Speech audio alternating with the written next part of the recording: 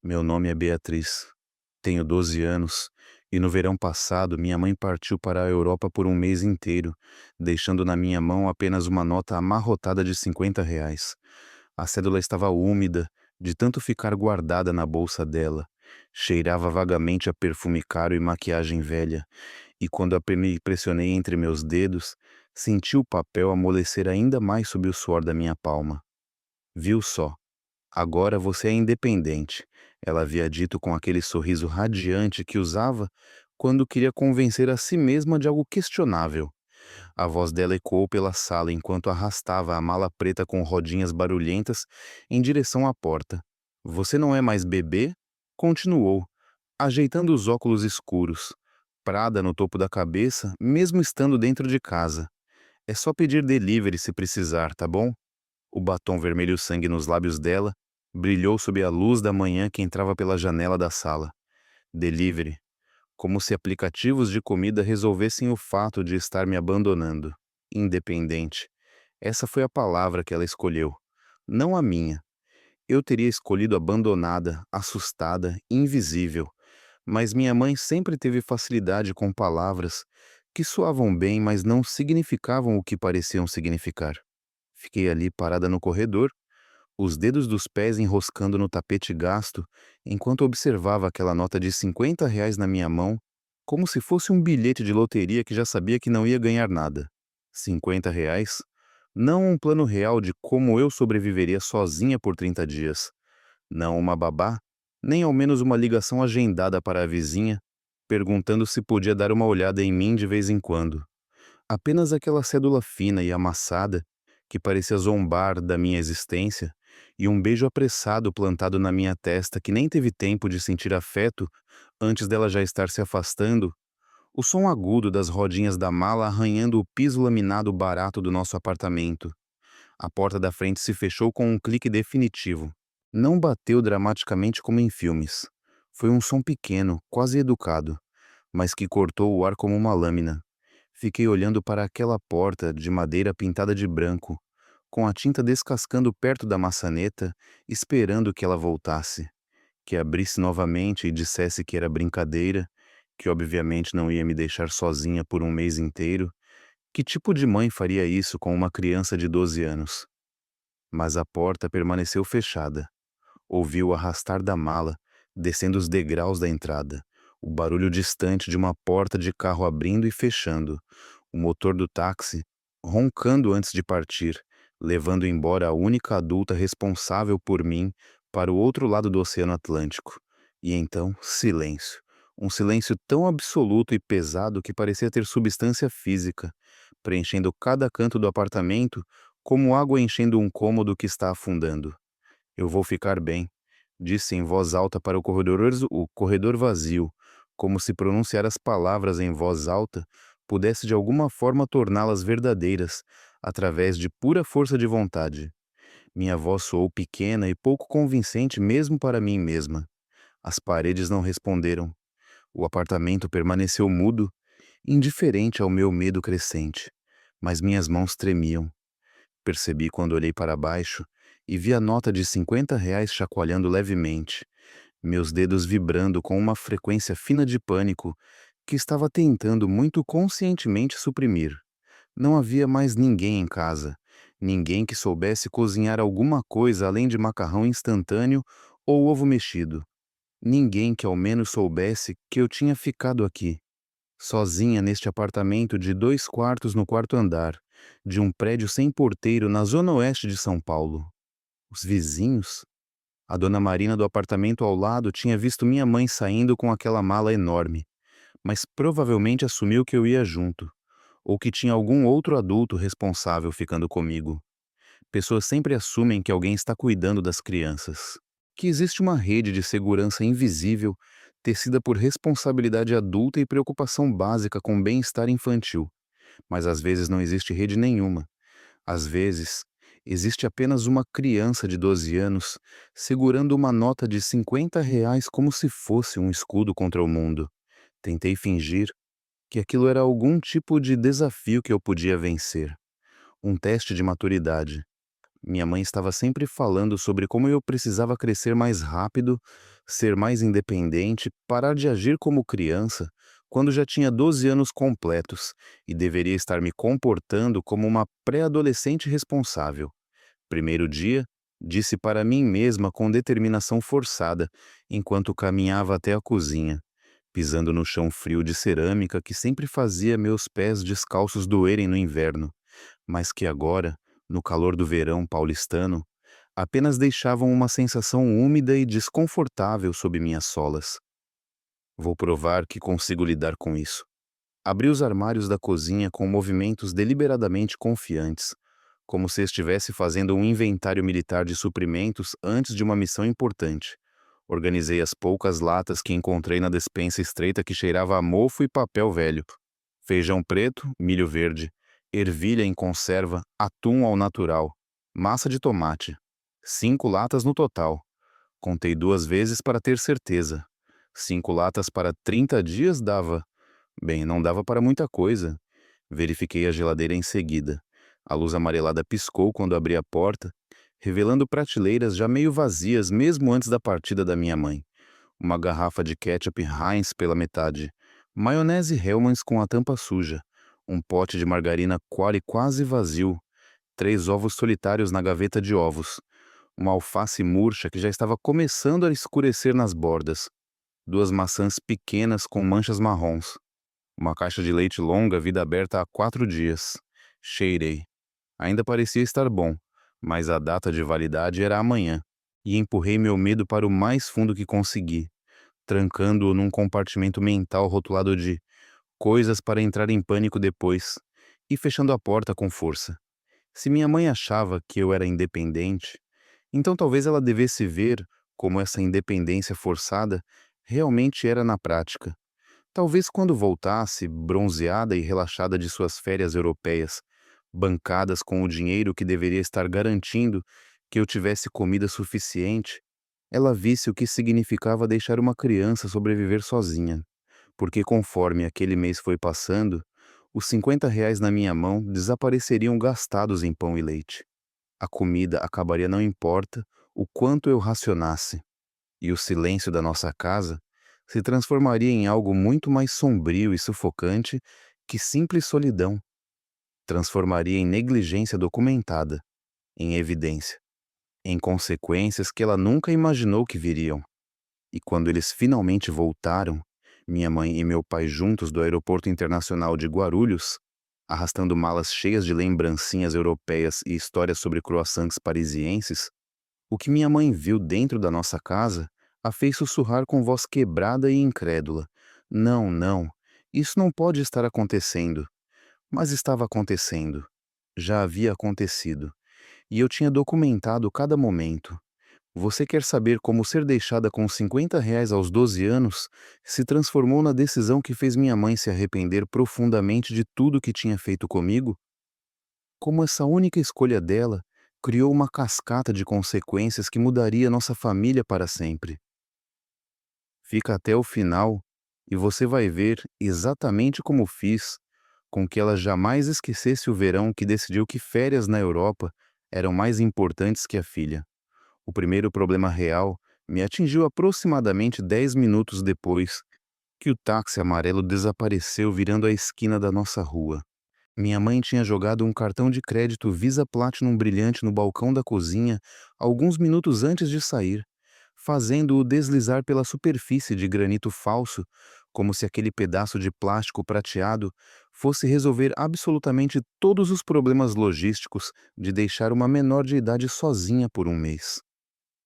Pega tinha dito de forma magnânima, como se estivesse me presenteando com as chaves do reino, em vez de jogando um cartão potencialmente inútil na minha direção.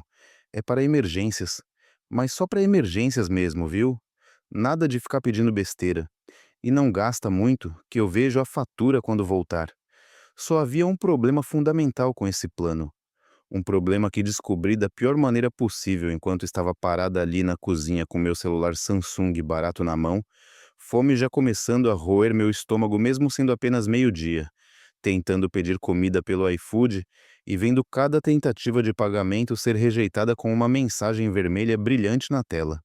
O cartão não estava ativado e eu não sabia a senha. Transação negada. Tente outro método de pagamento. As palavras piscavam na tela do aplicativo, enquanto meu coração começava a bater mais rápido. Tentei novamente. Mesma mensagem. Tentei no Rap, mesma coisa. Tentei até no Uber Eats, mesmo sabendo que quase nenhum restaurante perto da nossa casa usava aquele aplicativo. Nada funcionou. Liguei para o número no verso do cartão, aquele 0800 que promete atendimento 24 horas. Uma gravação automática me cumprimentou com voz alegre demais, pedindo para eu digitar o número do cartão. Digitei os 16 dígitos com dedos cada vez mais trêmulos. Agora digite sua senha de 4 dígitos. Senha? Que senha? Minha mãe nunca tinha mencionado senha. Tentei sua data de aniversário. Incorreta. Tentei minha data de aniversário. Incorreta. Tentei o ano do nosso endereço. Incorreta. Após 3 tentativas, você será desconectado por motivos de segurança. A ligação caiu. Fiquei olhando para o cartão prateado brilhante na minha mão, como se fosse um artefato alienígena, cuja função eu não conseguia decifrar. Um pedaço de plástico completamente inútil. Tão útil quanto um tijolo ou uma pedra decorativa. Menos útil, na verdade, porque pelo menos com um tijolo eu poderia ter quebrado alguma coisa ou construído algo. Então, era só eu, uma criança de 12 anos, um cartão morto que parecia zombar da minha situação. E R$ 50 em dinheiro vivo. R$ 50. Fiz os cálculos mentalmente. 30 dias. 50 dividido por 30 dava R$ 1,67 por dia. Um pão francês custava 50 centavos na padaria da esquina. Um litro de leite custava R$ 5 no mercadinho. Um pacote de macarrão parafuso custava R$ 3,50. Manteiga de amendoim custava R$ 8 o pote pequeno. Arroz, feijão, carne, frutas, verduras. Tudo tinha um preço que rapidamente ficaria além do meu orçamento ridículo. No primeiro dia, transformei aquilo em um jogo mental para não entrar em pânico completo. Tratei como se fosse um desafio de reality show. Survivor versão doméstica. Cortei o pão francês que tinha sobrado do café da manhã o mais fino que consegui, usando a faca de serra com cuidado extra para fazer cada fatia durar o máximo possível. Passei manteiga de amendoim em amendoim tão cuidadosamente e com tanta parcimônia que a camada mal cobria a superfície do pão, deixando apenas um fino véu marrom que mais sugeria sabor do que realmente fornecia. Disse para mim mesma que verdadeiros sobreviventes, pessoas que passavam por situações realmente difíceis, como aqueles participantes de programas na televisão que ficavam isolados em ilhas desabitadas ou florestas hostis, faziam as coisas durarem assim. Racionamento era uma habilidade, uma arte. Eu estava sendo esperta, estratégica, inteligente. Até brinquei mentalmente com a ideia de que isso daria uma história interessante algum dia. Uma anedota engraçada para contar.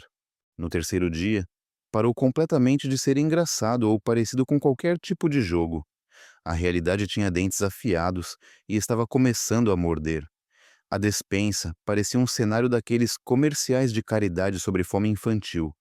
Os de antes que mostravam prateleiras vazias antes da intervenção de alguma organização humanitária generosa. Algumas latas enferrujadas nas bordas que eu ainda não sabia como abrir adequadamente sem me cortar nos pedaços afiados de metal. Tinha tentado abrir uma lata de atum no dia anterior, usando o abridor manual velho e meio quebrado, e a tampa tinha ficado meio presa, criando bordas irregulares e perigosas que cortaram meu dedo indicador. O sangue tinha pingado na pia antes de eu conseguir estancar com papel toalha. Uma caixa de cereal matinal, que parecia mais ar que comida quando a chacoalhava. Os flocos de milho açucarados, fazendo um som oco e triste dentro da embalagem.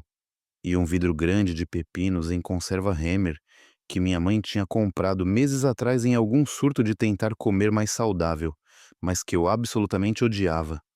O cheiro acre de vinagre me fazia enjoar só de abrir a tampa, e a textura mole e aquosa dos pepinos flutuando naquele líquido turvo me dava vontade de vomitar. Meu estômago roncava alto o suficiente para me deixar envergonhada mesmo não tendo absolutamente mais ninguém ali para me ouvir. Sons profundos e selvagens vinham de dentro de mim, como algum tipo de criatura presa tentando sair. Durante as aulas na escola, quando isso acontecia, eu sempre tossia ou mexia a cadeira para disfarçar o barulho. Aqui, sozinha, o ronco ecoava pela cozinha silenciosa sem nada para abafá-lo. Tentei me distrair de todas as formas possíveis. Liguei a televisão Samsung velha da sala e deixei programas aleatórios passando, um atrás do outro, sem realmente assistir nada.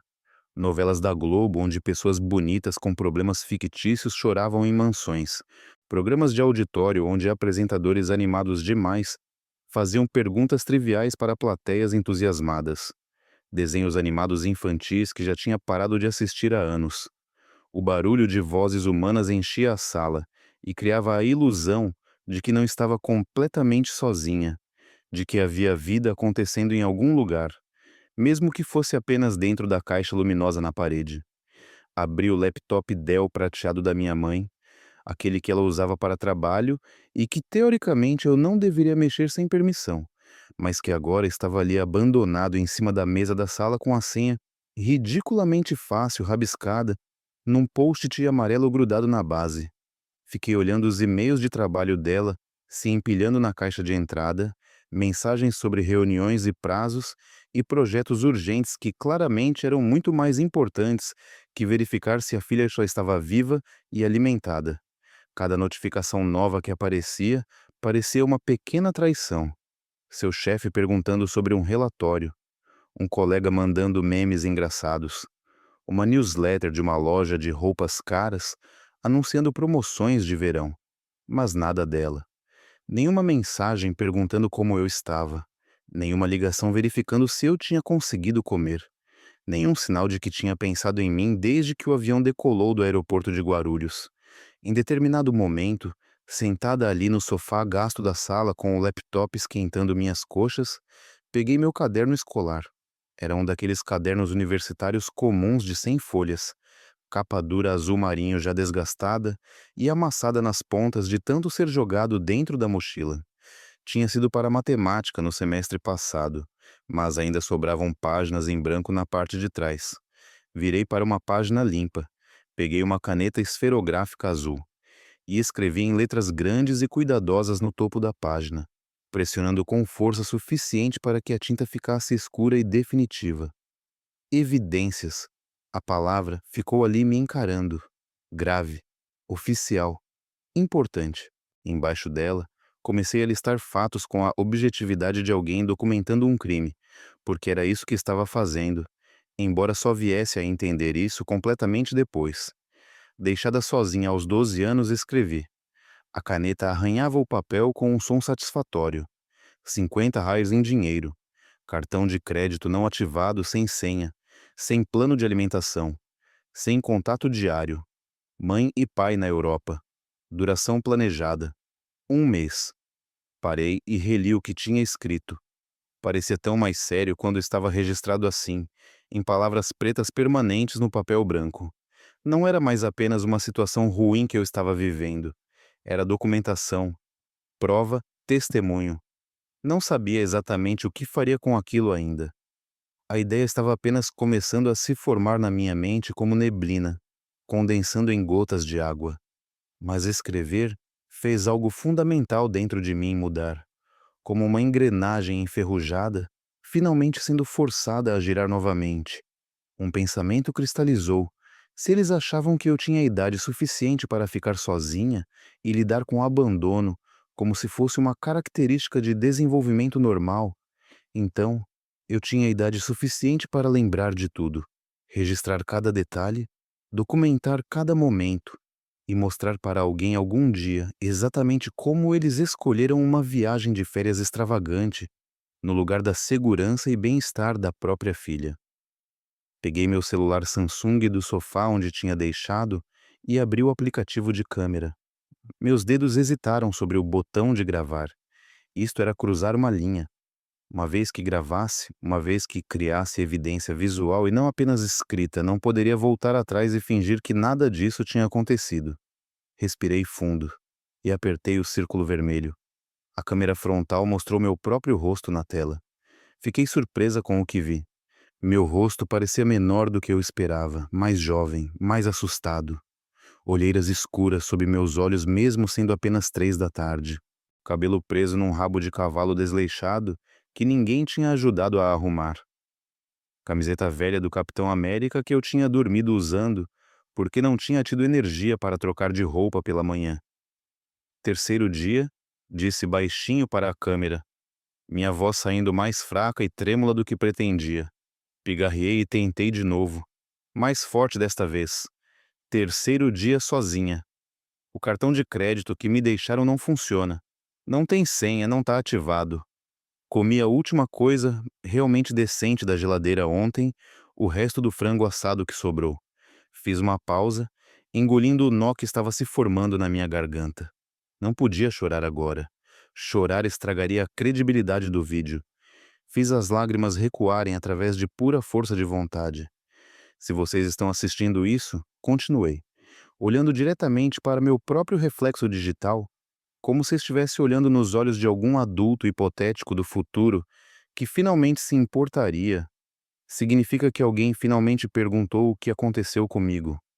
Significa que alguém finalmente notou. Parei a gravação. Salvei o clipe com mãos tremendo levemente e tranquei a tela do celular, coração batendo forte demais no peito. Parte de mim esperava que absolutamente ninguém jamais visse aquilo, que seria apenas um arquivo digital perdido na memória do telefone, eventualmente deletado quando precisasse de espaço para outras coisas. Outra parte de mim, uma parte mais escura e mais determinada, que estava crescendo a cada dia de abandono, queria desesperadamente que esse vídeo explodisse diretamente na cara da minha mãe quando ela finalmente voltasse, bronzeada e feliz de suas férias europeias. Pensei na minha melhor amiga, Camila Oliveira, que tinha ido viajar com a família para uma praia em Santa Catarina durante as férias de verão. Abrimos o WhatsApp e deixei meu dedo pairar sobre o nome dela, a foto do perfil mostrando ela sorrindo com um sorvete. Se eu mandasse mensagem agora, teria que admitir que minha mãe tinha me deixado, que eu estava com fome, que não estava bem, que precisava de ajuda. Teria que tornar minha humilhação pública. Teria que admitir que minha família não era normal, que meus pais não eram como os pais dela, que nunca deixariam uma filha sozinha, nem por um fim de semana, quanto mais um mês inteiro. E uma vez que Camila soubesse, ela contaria para a mãe dela, e a mãe dela ficaria horrorizada e provavelmente ligaria para alguém, e então tudo desmoronaria. Mas eu ainda não estava pronta para aquilo. Ainda havia uma parte de mim, teimosa e estúpida, que queria provar que conseguia lidar sozinha, que era tão madura e independente quanto minha mãe sempre dizia que eu era. Então, em vez de digitar a verdade, mandei uma mensagem que soava normal e casual. Como tá a viagem? A praia tá legal? Adicionei um emoji de sol e um de ondas para parecer alegre e despreocupada. Nenhuma resposta imediata. As duas marcas de verificação azuis mostravam que ela tinha visto a mensagem, mas nenhuma resposta vinha. Talvez ela estivesse ocupada demais construindo castelos de areia com os irmãos mais novos, comendo hambúrgueres suculentos em restaurantes à beira-mar com vista para o oceano, rindo com a família dela que realmente se importava o suficiente para não abandoná-la. Meu estômago se revirou novamente, desta vez não apenas de fome, mas de inveja amarga. Porque a família dela era normal e a minha não? Porque os pais dela eram o tipo de gente que nunca pensaria em deixar os filhos sozinhos enquanto viajavam, e os meus eram o tipo que claramente tinham pensado e decidido que estava perfeitamente bem? No quinto dia, a fome tinha evoluído de desconforto para algo mais insidioso e assustador. Não era mais apenas um estômago vazio fazendo barulhos constrangedores. Era uma névoa que parecia estar ao redor do meu cérebro, tornando tudo mais lento e mais difícil. Pensamentos que normalmente vinham facilmente agora levavam mais tempo para se formar. Ler palavras em páginas requeria esforço extra. Até levantar do sofá parecia exigir mais energia do que deveria. Comecei a ficar tonta quando me levantava muito rápido. Na manhã do quinto dia, saí da cama e o mundo inteiro girou violentamente para o lado. Tive que me segurar na parede do quarto, esperando a tontura passar, pontos pretos dançando na minha visão periférica. Quando finalmente se estabilizou, caminhei devagar até a cozinha como se estivesse andando em gelo fino, que poderia quebrar a qualquer momento. Fim da parte 2. Encontrei a caixa de cereal matinal meio vazia no fundo do armário, escondida atrás de um pacote de macarrão que eu estava guardando, para quando as coisas ficassem realmente desesperadoras. Abri a caixa de sucrilhos Kellogg's e comi diretamente do pacote plástico interno, os flocos secos se desintegrando na minha boca sem leite para suavizá-los. Tentei fazer cada punhado durar, mastigando devagar, deixando os pedaços grudentos de milho açucarado dissolverem na minha língua antes de engolir. O gosto doce e artificial que uma vez tinha parecido delicioso, agora me fazia enjoar um pouco, mas meu estômago estava grato por qualquer coisa. Então continuei comendo punhado após punhado até a caixa estar mais vazia do que cheia.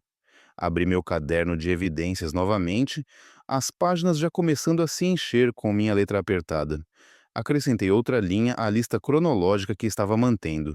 No quinto dia, ainda nenhuma ligação da mãe, nenhuma mensagem além da selfie do aeroporto e aquela foto dela na frente da Torre Eiffel com a legenda "Finalmente livre por um mês", seguida de emojis de avião e coração. Livre. Essa palavra tinha ficado presa na minha garganta como um espinho quando a vi pela primeira vez. Livre do quê? De mim?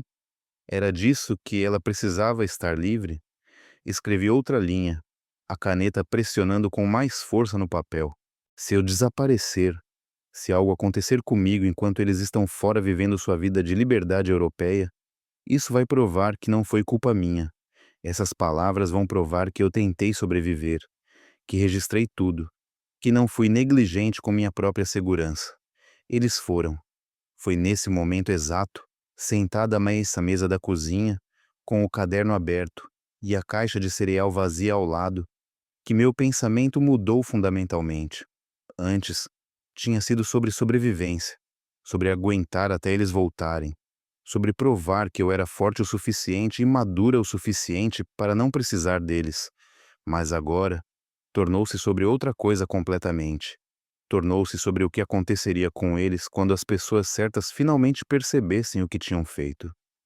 Sobre consequências, sobre justiça, sobre segurar um espelho na frente dos rostos deles e forçá-los a ver o reflexo de suas próprias escolhas egoístas olhando de volta. No sétimo dia, meu corpo físico se sentia fraco e trêmulo, minhas pernas como gelatina mal formada sempre que ficava de pé por muito tempo. Mas minha raiva estava mais forte e mais afiada do que nunca. A fome tinha queimado tudo que era macio dentro de mim, deixando apenas algo duro e determinado. Arrastei meus pés descalços até a janela grande da sala que dava para a rua. Pressionei a testa contra o vidro morno aquecido pelo sol da tarde e espiei o mundo lá fora continuando como se nada estivesse errado. Crianças da vizinhança andavam de bicicleta pela calçada, rindo e gritando uns para os outros. Um cachorro vira-lata caramelo latiu entusiasticamente para um caminhão de entregas da Amazon que passou roncando.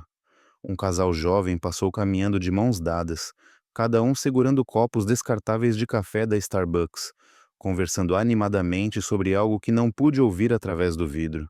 Vidas normais, famílias normais, pais normais que não abandonavam filhos para perseguir fantasias de liberdade em outro continente. Olhei para nossa garagem vazia onde o carro Chevrolet Onix preto dos meus pais normalmente ficava estacionado, agora hospedado no estacionamento de longa permanência do aeroporto internacional, enquanto eles passeavam por Paris e Barcelona e Roma. E sussurrei para o vidro, minha respiração criando um pequeno círculo de névoa. Vocês escolheram a Europa no lugar de mim. Croissants e gelato e museus famosos no lugar de garantir que eu tivesse comida suficiente. Sabem quanto isso vai custar quando alguém finalmente descobrir? Entendem que existem consequências para esse tipo de negligência? Como se o universo tivesse estado escutando minhas palavras sussurradas e decidido responder, a campainha da porta da frente tocou. Um som alto e estridente que me fez pular e recuar da janela. Congelei completamente, migalhas secas de cereal ainda grudadas nos meus dedos. Meu coração começou a disparar no peito, como um pássaro preso tentando escapar de uma gaiola. Ninguém nunca tocava nossa campainha, não de verdade. As crianças da vizinhança apenas batiam se vinham pedir para brincar, o que não tinha já acontecido em dias. Encomendas eram invariavelmente deixadas na soleira da porta pelos entregadores apressados que nem esperavam alguém abrir. A campainha nunca tocava, mas tocou novamente. Um segundo toque longo e insistente, seguido por 3 batidas secas e determinadas de nós de dedos contra a madeira. Toque, toque, toque. Alguém queria entrar. Alguém sabia que havia uma pessoa aqui dentro e estava esperando uma resposta. Meu primeiro instinto foi me esconder, correr para o meu quarto, trancar a porta, fingir que não estava em casa. Se fosse alguém vendendo algo, algum evangélico querendo falar sobre Jesus, ou algum vendedor de planos de internet, eles eventualmente iriam embora. Pessoas desistem quando ninguém abre a porta depois de alguns minutos. Mas outro pensamento cortou através do meu medo como uma faca afiada. E se for agora? E se este for o momento em que alguém finalmente me vê, finalmente percebe que algo está errado, finalmente faz as perguntas certas que vão expor tudo? Com minha mão tremendo visivelmente, estiquei o braço e alcancei a maçaneta fria de metal. Meus dedos se fecharam ao redor dela. Girei lentamente e abri a porta apenas o suficiente para ver quem estava do outro lado, mantendo meu corpo parcialmente escondido atrás da madeira, como se ela pudesse me proteger de qualquer coisa que viesse a seguir. Parado na nossa pequena varanda de concreto rachado, estava um homem de estatura média, vestindo uma jaqueta verde-oliva, com o brasão bordado da escola estadual Professora Marina Silva no peito esquerdo. Levei um segundo completo para reconhecê-lo sem o contexto familiar da sala de aula ao fundo. Cabelo grisalho cortado curto, óculos de armação preta, expressão gentil mas séria. "Oi, Beatriz", ele disse com aquela voz suave e cuidadosa que usava-se quando falava com alunos sobre coisas delicadas. Era o senhor Henrique Cardoso, o orientador educacional da escola, aquele adulto que teoricamente estava lá para ajudar com problemas de comportamento, ou dificuldades de aprendizagem, ou situações familiares complicadas. "Tenho tentado entrar em contato com seus pais há 3 dias", ele continuou, os olhos dele me examinando através da abertura estreita da porta, notando detalhes que eu não podia esconder. "Eles não atendem nenhuma das ligações. Os e-mails voltam sem resposta. Posso entrar um momento? Precisamos conversar sobre algumas coisas." Meu primeiro instinto primário de autopreservação foi mentir. Sorrir aquele sorriso falso que tinha aprendido com minha própria mãe e dizer que tudo estava perfeitamente bem, obrigada pela preocupação, mas não preciso de nada. Dizer que meus pais estavam apenas ocupados trabalhando, que eu estava sendo bem cuidada, que não havia absolutamente nada de errado acontecendo aqui neste apartamento silencioso, onde uma criança de 12 anos estava lentamente morrendo de fome. Mas minha mão, que segurava a porta, afrouxou o aperto. Meus dedos ficaram frouxos. E algo dentro de mim, a parte que tinha estado escrevendo evidências no topo de páginas de caderno e gravando vídeos confessionais no escuro, tomou controle. Eu recuei, abri a porta mais, e disse com uma voz que mal reconheci como minha própria: "Claro, pode entrar." Ele entrou no apartamento e olhou ao redor com aqueles olhos treinados de orientador educacional, que tinham visto inúmeras situações familiares disfuncionais ao longo dos anos. O silêncio pesado da casa que tinha sido meu único companheiro por 7 dias de repente pareceu muito mais alto e mais revelador, com outra pessoa aqui para testemunhá-lo. Seus olhos pousaram na pilha de louça suja na pia da cozinha, pratos e garfos que eu tinha usado e não tivera energia para lavar adequadamente. No balcão vazio, onde deveria haver uma cesta de frutas, ou pão fresco, ou sinais de que alguém estava cozinhando refeições regulares. Na fruteira decorativa, que estava completamente nua, exceto por uma banana tão madura que estava preta. Tudo se tornou evidência que eu não tinha pretendido criar intencionalmente, mas tinha acidentalmente deixado exposta em cada superfície. "Seus pais estão no trabalho?" Ele perguntou suavemente, ainda examinando o ambiente, claramente esperando que algum adulto responsável aparecesse de um quarto dos fundos ou saísse do banheiro.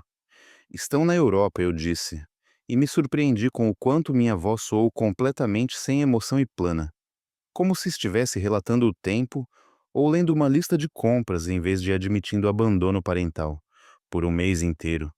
Talvez mais se decidirem estender a viagem. Fim da parte 3. As sobrancelhas dele se ergueram acima da armação dos óculos. Um mês?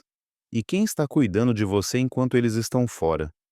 Essa era a linha definitiva, o ponto de não retorno, o momento em que eu podia escolher entre protegê-los das consequências de suas próprias ações egoístas ou finalmente contar a verdade que tinha estado entalada na minha garganta, como vidro quebrado por uma semana inteira. Meus dedos se curvaram mais apertados na borda da minha camiseta do Capitão América, agarrando o tecido como se fosse uma corda de salvamento.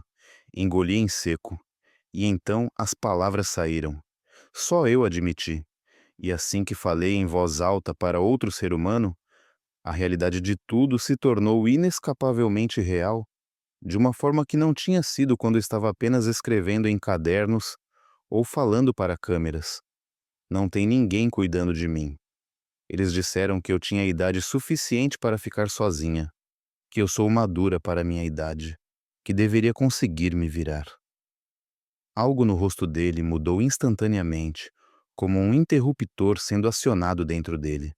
A preocupação educada e profissional se transformou em algo muito mais afiado e mais urgente, alarme real, preocupação genuína, a expressão de um adulto que acaba de perceber que uma criança está em perigo ativo. Ele puxou uma das cadeiras da mesa da cozinha, a madeira arranhando contra o piso cerâmico, e sentou-se pesadamente como se suas pernas tivessem de repente ficado menos confiáveis. Então me fez um gesto com a mão, indicando a cadeira na frente dele. Beatriz, senta aqui comigo. Precisamos conversar seriamente sobre isso.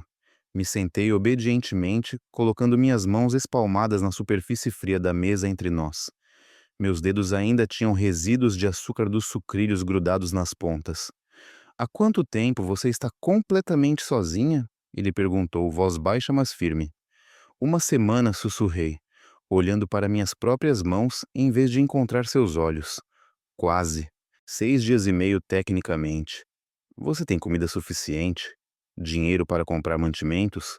Uma risada pequena e amarga escapou da minha garganta antes que eu pudesse impedi-la. Um som que não se parecia nada com as risadas de crianças de 12 anos deveriam soar, carregado com cinismo que eu nem sabia que possuía até aquele momento. Eles me deixaram um cartão de crédito que não funciona porque não está ativado e não tem senha. Falei, cada palavra saindo mais afiada que a anterior. E R$ 50 em dinheiro, R$ 50 para um mês inteiro. Ele me encarou por um longo momento pesado.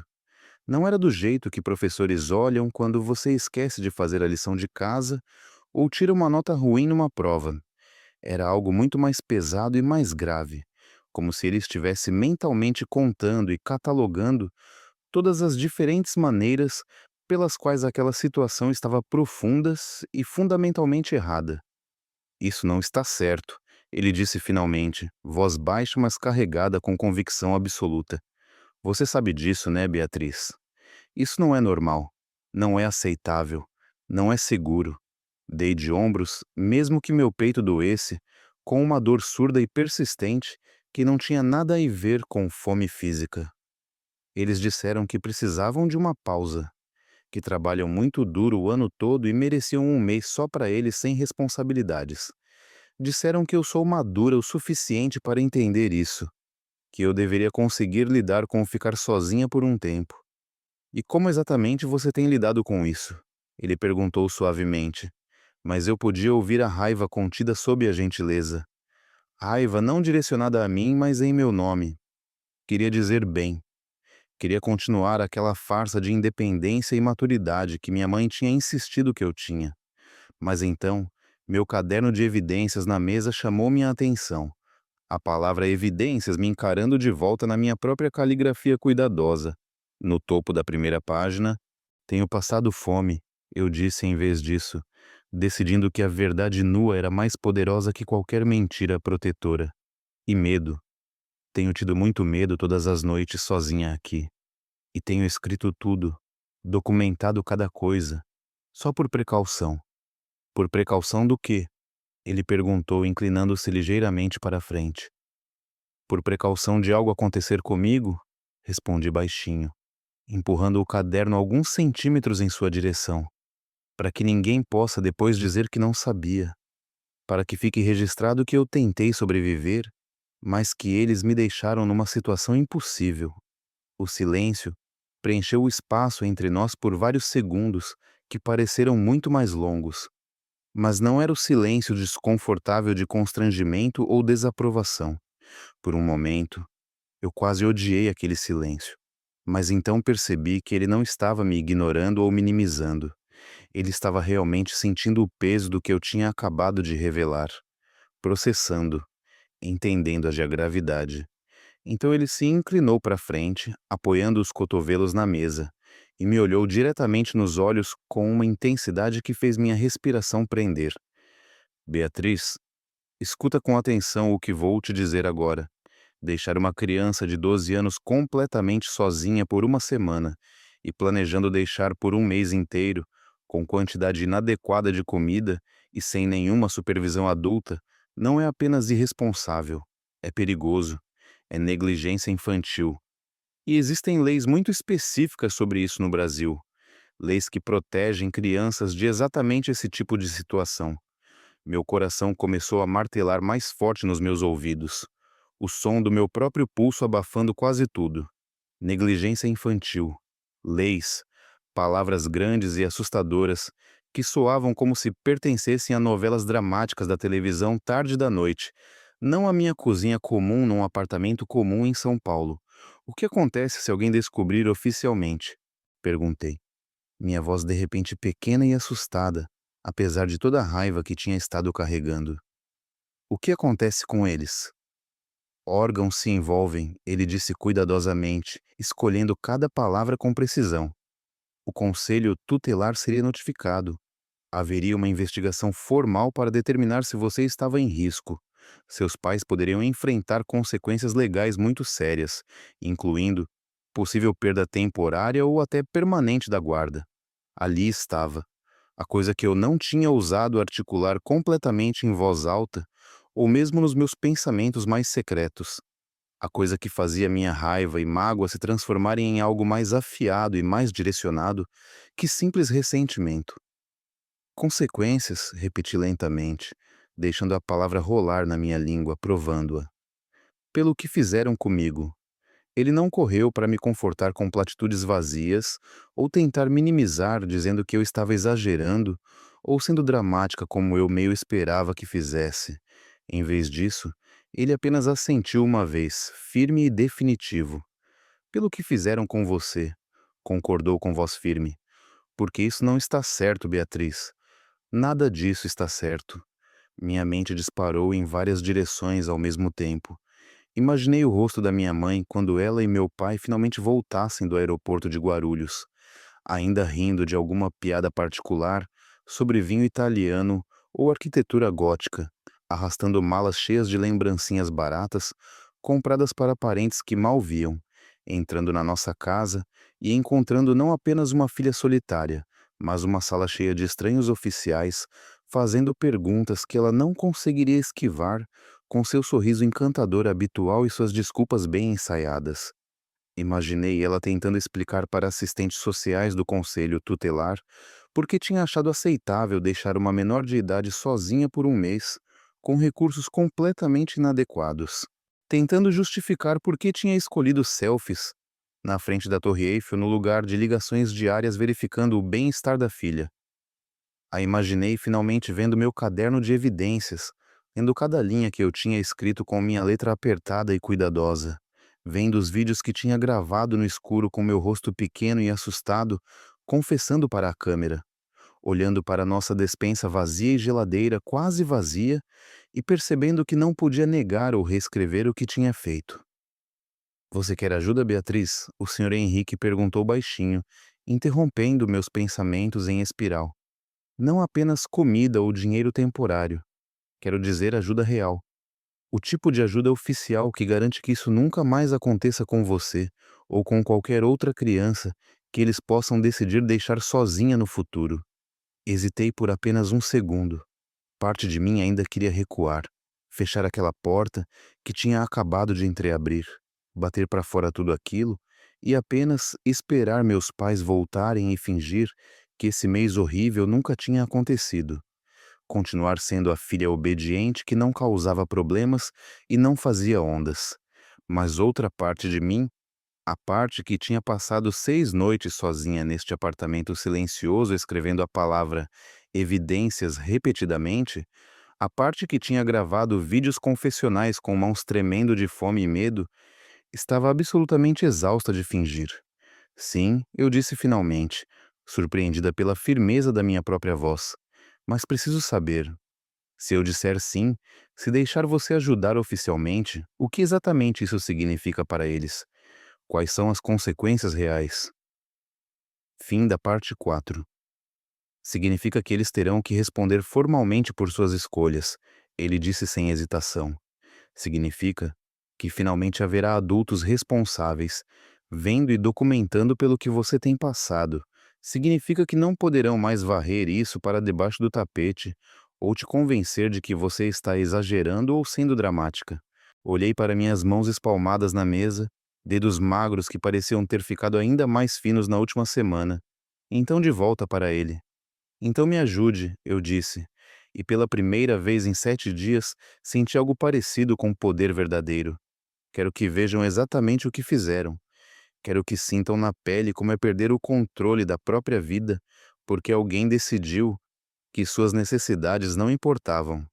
Ele assentiu uma vez, firmemente, e puxou o celular do bolso da jaqueta verde. Primeiro, vamos garantir que você esteja segura e alimentada imediatamente. Depois, vamos garantir que todas as pessoas certas ouçam sua história completa. Enquanto ele se afastava para o corredor para fazer algumas ligações em particular, sua voz baixa mas urgente ecoando pelas paredes, fiquei sentada sozinha na mesa da cozinha, com meu caderno de evidências aberto na minha frente. Consegui ouvir apenas fragmentos de suas palavras, mas os pedaços que flutuavam de volta para mim eram suficientes para fazer meu pulso acelerar. Sozinha há uma semana, ouvi ele dizer. 12 anos de idade, sem responsável adulto. Comida inadequada na residência, pais no exterior. Sim, isso mesmo, Europa. Um mês planejado.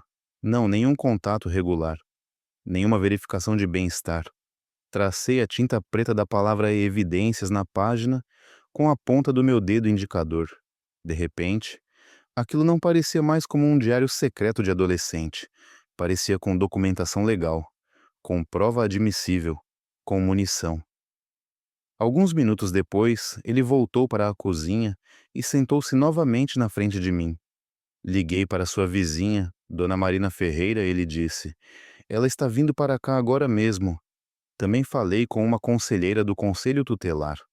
Vão mandar alguém ainda hoje para fazer uma avaliação formal de como você está e da situação da casa. Mas primeiro, precisamos conseguir comida de verdade para você. Minhas bochechas queimaram com vergonha súbita e inesperada. A ideia de adultos me avaliando como se eu fosse um caso de caridade, verificando meu peso e minha altura, e a cor das minhas gengivas como se eu fosse um animal resgatado de maus tratos, fez meu estômago revirar desconfortavelmente.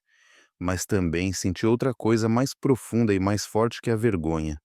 Um pequeno clarão de satisfação sombria. Se eles estavam vindo verificar como eu estava, avaliar minha condição e a segurança da minha situação, isso significava que também estavam implicitamente verificando e avaliando meus pais, julgando suas escolhas, documentando suas falhas. A dona Marina está brava comigo? Perguntei baixinho. Por não ter pedido ajuda antes, por ter deixado chegar até esse ponto, ele balançou a cabeça enfaticamente. Não, Beatriz. Ela não está brava com você nem um pouco. Está preocupada, chocada e honestamente bastante furiosa com seus pais. É isso que bons vizinhos fazem quando descobrem que uma criança está em perigo. Eles ajudam. Uma batida suave soou na porta alguns minutos depois, muito mais gentil que a batida insistente do Sr. Henrique anteriormente. Ele foi até a porta e deixou entrar uma mulher de meia idade que eu reconheci vagamente de ver no corredor do prédio.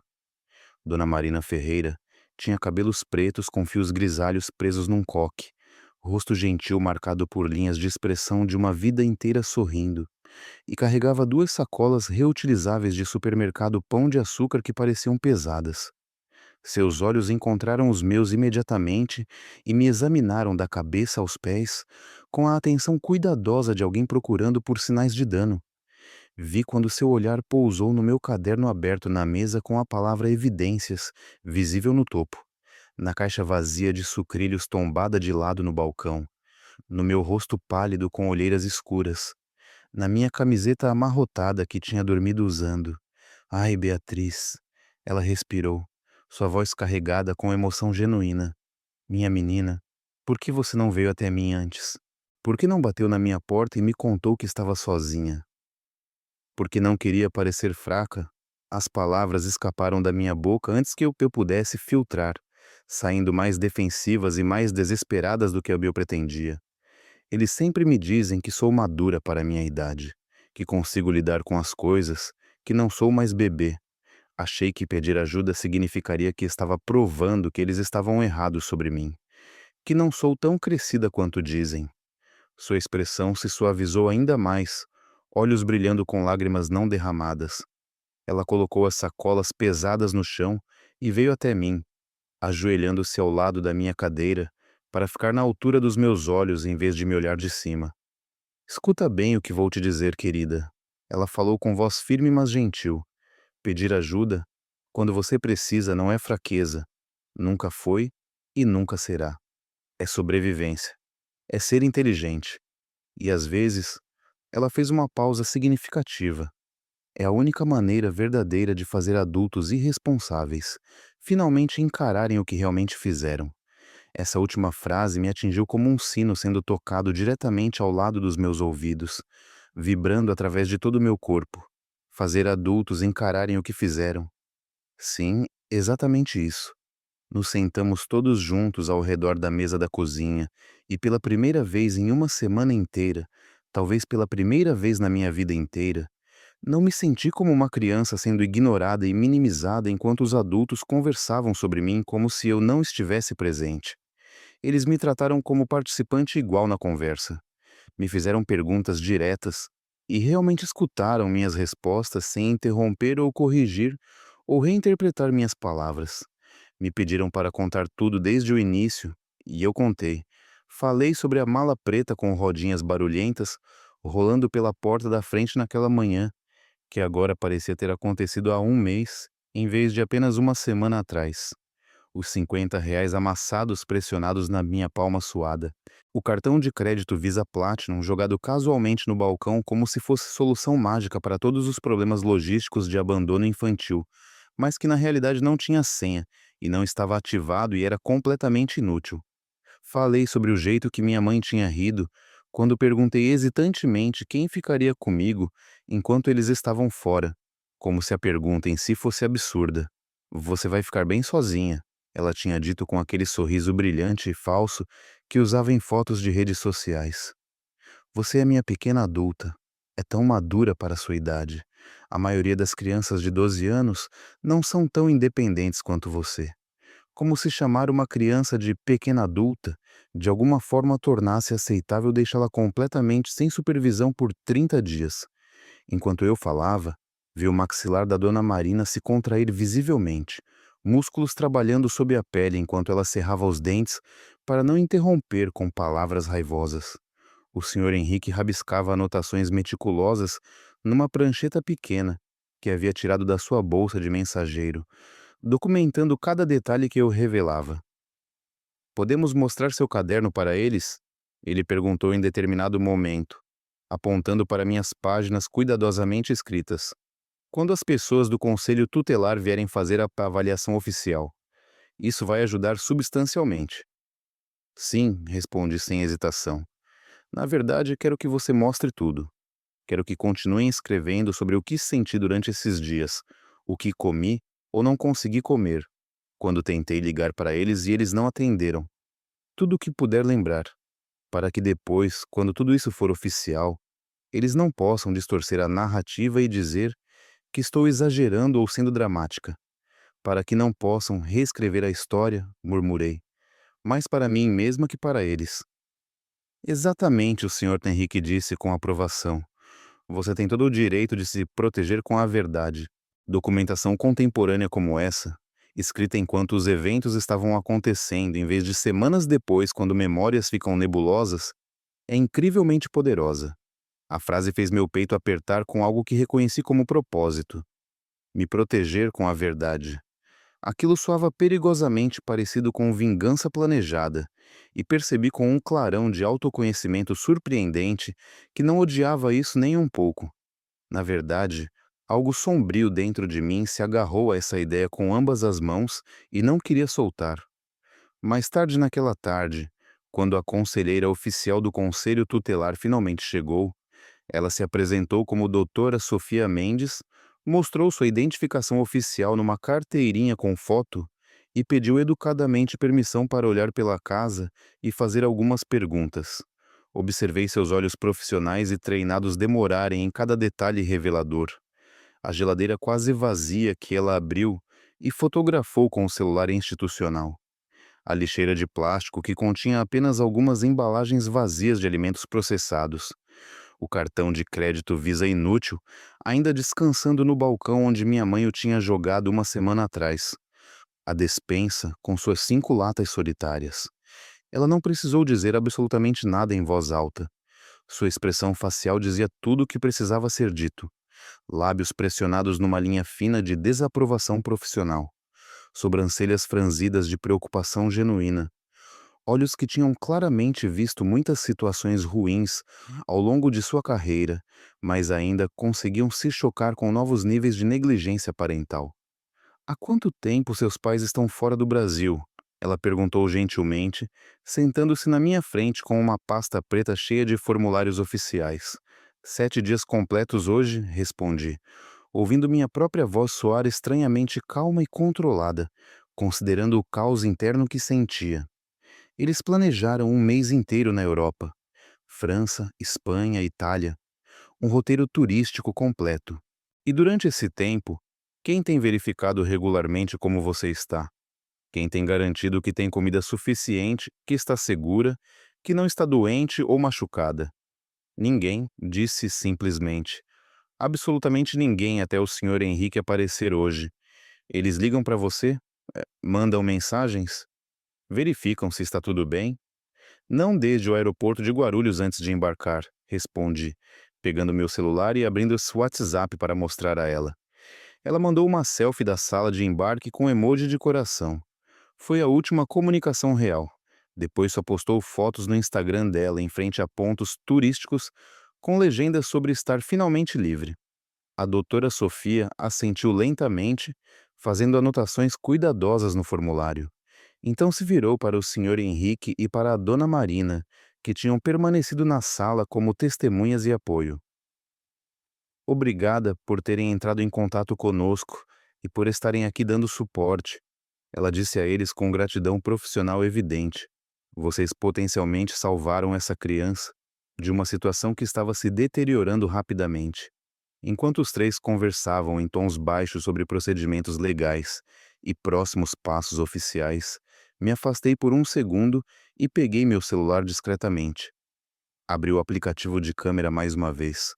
Gravei um clipe silencioso varrendo lentamente pela cozinha, capturando a geladeira entreaberta e vazia, a mesa onde todos estavam sentados falando sobre mim, a bolsa institucional preta da conselheira descansando na cadeira. Assim estava nossa casa quando finalmente alguém notou que eu estava completamente sozinha e em perigo, disse baixinho para a câmera, mantendo minha voz sussurrada para não interromper a conversa dos adultos. Isso é o que minha mãe vai encontrar quando voltar das férias europeias dela. Não uma casa vazia esperando. Uma investigação oficial de negligência infantil. Quando terminei de gravar, guardei o celular no bolso da minha calça jeans.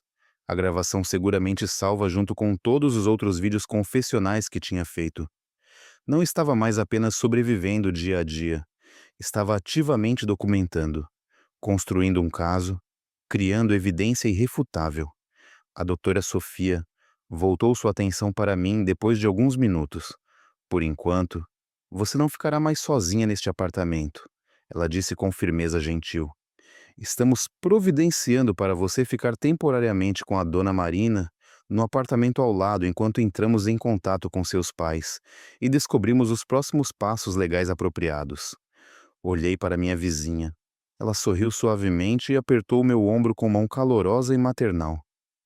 Isso está bem para você, Beatriz? A doutora Sofia perguntou, me tratando como se minha opinião realmente importasse na decisão. Pensei na minha casa vazia, com suas prateleiras vazias e silêncio sufocante. Nas longas noites solitárias, deitada acordada no escuro, me perguntando se alguém notaria se algo acontecesse comigo. No jeito que a última mensagem da minha mãe tinha sido sobre a beleza de croissants parisienses, em vez de qualquer pergunta sobre meu bem-estar. Então pensei em outra coisa completamente diferente. O que aconteceria quando meus pais finalmente voltassem do aeroporto de Guarulhos para casa e encontrassem não apenas uma filha solitária esperando em silêncio, mas um relatório oficial completo de negligência infantil esperando por eles, com todas as assinaturas e carimbos legais apropriados? Sim, disse claramente. Quero ficar em algum lugar onde não sou invisível, onde alguém realmente se importa se como ou não, se estou segura ou não. Naquela noite, enquanto arrumava uma pequena mochila com roupas limpas para alguns dias e meu caderno precioso de evidências que não deixaria para trás por nada no mundo, parei e olhei ao redor do meu quarto uma última vez antes de sair. Os pôsteres de filmes da Marvel na parede que meu pai tinha me ajudado a colar há 2 anos quando ainda fazia coisas de pai. O ursinho de pelúcia, gasto na cama que tinha desde bebê.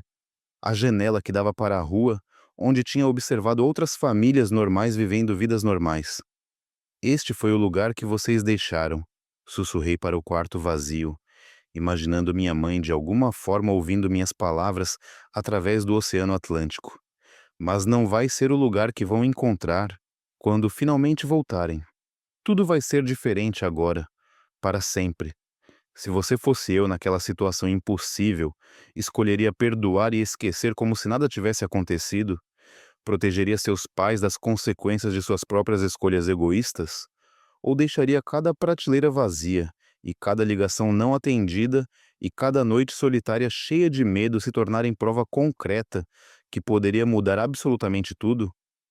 Mudar para a casa da dona Marina, ao lado, deveria ter parecido como nada significativo. Apenas alguns passos, através de um pequeno pedaço de grama entre nossos prédios. Mas carregar minha mochila pequena e meu caderno de evidências para o apartamento dela pareceu como cruzar uma fronteira invisível, mas real, que nunca poderia descruzar. Não era mais apenas a criança no meio tentando manter todos felizes. Era a criança que alguém havia finalmente escolhido proteger ativamente. A casa dela cheirava completamente diferente da nossa. Não o cheiro vazio de um apartamento abandonado, mas cheiros ricos de vida sendo realmente vivida. Roupa lavada com amaciante de lavanda, velas de baunilha queimadas recentemente. Algo delicioso cozinhando no fogão que fez meu estômago roncar constrangedoramente alto. A mesa de jantar estava propriamente posta com jogos americanos coloridos e guardanapos de pano. A geladeira, quando ela abriu para me mostrar, estava completamente cheia de comida verdadeira e fresca, não apenas condimentos grudados nos cantos de prateleiras vazias. Nos 3 dias seguintes, enquanto esperávamos meus pais retornarem da Europa, vivi numa versão alternativa estranha da minha vida. Uma onde adultos faziam perguntas sobre como dormir e realmente esperavam respostas honestas, onde refeições aconteciam em horários regulares e continham legumes de verdade e proteína adequada, onde alguém verificava se tinha feito minha lição de casa, não de forma controladora, mas de forma genuinamente interessada. A dona Marina me ensinou a cozinhar macarrão com molho de tomate do zero, fritando alho em azeite até perfumar a cozinha inteira. Você precisa aprender como se alimentar adequadamente, ela disse enquanto mexíamos juntas. Ninguém nunca pode tirar essa habilidade de você, não importa o que aconteça. 2 dias depois de me mudar, meu celular finalmente vibrou com uma ligação da minha mãe. Vi o nome dela piscar na tela e meu estômago se revirou com uma mistura complexa de emoções contraditórias: raiva, mágoa e, por baixo de tudo, um traço patético de esperança de que talvez ela finalmente se importasse. Atendi e coloquei no viva voz para que a dona Marina pudesse ouvir. Beatriz, a voz dela estalou pela linha internacional, afiada como vidro quebrado. O que diabos está acontecendo aí? Por que tem uma mulher do conselho tutelar me mandando e-mails oficiais sobre uma investigação de negligência? Por que sua escola está envolvida? Você tem alguma ideia de como isso nos faz parecer? Ali estava a primeira reação dela depois de uma semana de silêncio completo. Não, você está bem? Não está segura? Não precisa de alguma coisa? Apenas preocupação sobre aparências e reputação. Eles estão envolvidos porque você me deixou completamente sozinha, respondi, minha voz tremendo, mas conseguindo falar. Você e o pai foram para a Europa por um mês inteiro. Me deixaram aqui com R$ 50 e um cartão de crédito que não funciona. Eles vieram, viram a casa, viram a geladeira vazia, viram tudo que você deixou para trás. Você está sendo dramática como sempre, ela respondeu instantaneamente, voz subindo em tom defensivo. Tinha comida suficiente lá. Você sabe muito bem como pode exagerar as coisas. Não acredito que você viraria pessoas contra nós dessa forma. Entende o que está fazendo com nossa reputação profissional? Do outro lado da mesa, viu o maxilar da dona Marina se contrair visivelmente.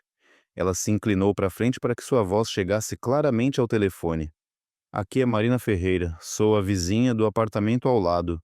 Também sou quem teve que comprar mantimentos para sua filha, porque não havia praticamente nada para comer. Isso não é sobre reputação, senhora. É sobre a segurança de uma criança que estava sendo negligenciada. Houve uma respiração afiada e indignada do outro lado da ligação internacional. Por que você está se metendo nisso? Isso é assunto privado de família. A Beatriz está perfeitamente bem. Não, interrompi, antes que qualquer pessoa pudesse responder. Não estava bem. Passei fome. Passei medo todas as noites sozinha. E não estou bem com o que vocês fizeram. A ligação ficou em silêncio por vários segundos pesados. Por uma fração de segundo, permiti-me ter esperança de que talvez finalmente ela escutaria de verdade. Entenderia a gravidade, pediria desculpas e prometeria voltar imediatamente. Vamos conversar sobre isso pessoalmente quando voltarmos para São Paulo. Ela disse finalmente, cada palavra forçada através de dentes cerrados com raiva mal contida. E quando chegarmos, você e eu vamos ter uma conversa muito séria sobre consequências de criar drama desnecessário, mocinha. A ligação morreu abruptamente. Fiquei olhando para a tela do celular que voltou para a tela inicial. Ela está certa sobre uma coisa, a dona Marina disse suavemente depois de um momento. Haverá consequências. Mas não apenas para você, querida, para eles também. No dia seguinte, a doutora Sofia voltou com notícias.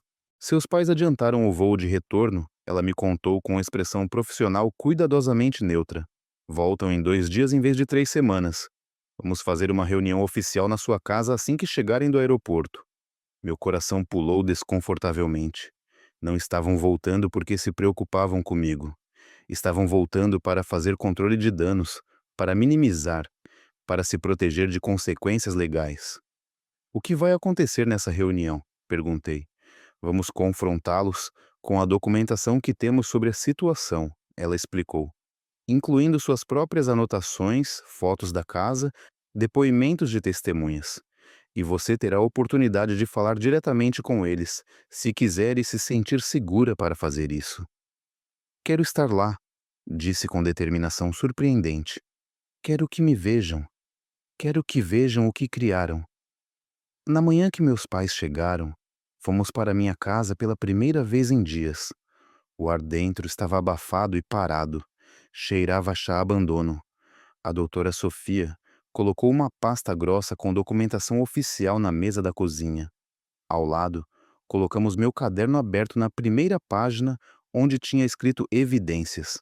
Meu celular ficou ao meu lado destravado. com o primeiro vídeo confessional pausado e pronto para tocar. Ouvi o carro deles na garagem antes de vê-los. Portas batendo, risada abafada sobre alguma coisa. O som de malas com rodinhas sendo arrastadas. A porta da frente se abriu e minha mãe entrou primeiro, ainda usando aquela gabardina e cara de viagem e óculos de sol empurrados no topo da cabeça. Meu pai seguiu carregando sacolas duty-free cheias de chocolates suíços e vinho francês. Ambos pararam completamente quando nos viram. A sala cheia de adultos sérios, a documentação espalhada. Eu parada ali com meu caderno de acusações. "O que é isso?" minha mãe demandou, largando a mala. "O que vocês todos estão fazendo aqui?" Nos sentamos. E finalmente, a verdade saiu. Cada prova apresentada, cada vídeo tocado, cada consequência explicada. Quando mostrei meu primeiro vídeo, aquele onde disse: "Terceiro dia, ainda estou sozinha", vi minha mãe colocar a mão na boca. Vi meu pai olhar para o chão. "Não", ela sussurrou. "Isso não pode estar acontecendo." Mas estava. E eu tinha feito acontecer, com cada palavra documentada, cada evidência preservada. No final, houve ordem de acolhimento temporário, aulas obrigatórias de parentalidade, visitas supervisionadas. Não foram para a prisão, mas perderam algo mais importante: o direito automático de estar na minha vida sem supervisão. Semanas depois, na casa da dona Marina, olhei pela janela e vi minha antiga casa do outro lado, vazia agora, esperando. Minha mãe ainda manda mensagens, parágrafos sobre arrependimento e mudança. Talvez algum dia eu responda, mas sei disso. Quando ela voltou esperando me encontrar quieta e obediente, encontrou consequências que nunca imaginou. Então, te pergunto uma última vez: se você tivesse 12 anos e fosse deixada com R$ 50 enquanto seus pais perseguiam liberdade no exterior, enterraria a verdade para protegê-los? Ou faria o que eu fiz? Deixaria cada prateleira vazia se tornar prova, cada noite solitária virar evidência, cada momento documentado ser a vingança que eles nunca viram vindo?